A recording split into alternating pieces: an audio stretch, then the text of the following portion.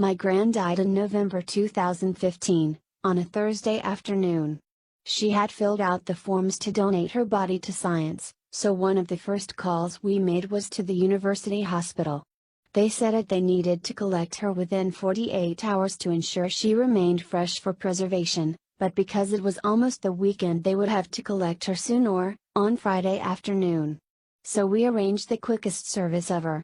Friends and family gathered in her house that evening to wake the body, then the neighbors came in the next morning.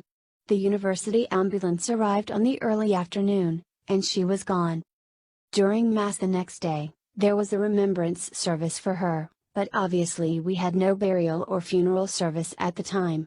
It was a bit hard on the family who lived locally. She had been very well known about town, and people kept coming up to my grandpa and cousins to ask how she was doing. Normally there would be a proper funeral to let people know about, but in this scenario she was just sort of gone.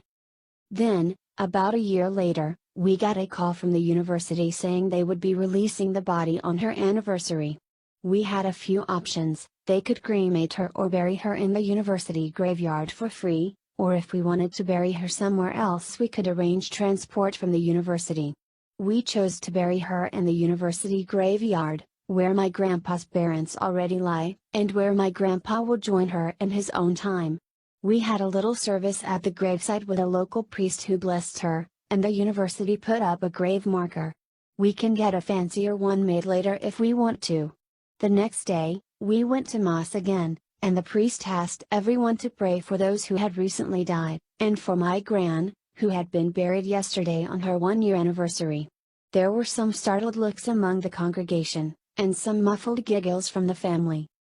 It was nice to have the closure of a burial, and it wasn't too fresh after a year that we were all miserable. We could celebrate her life, and the good things she had done even after her death.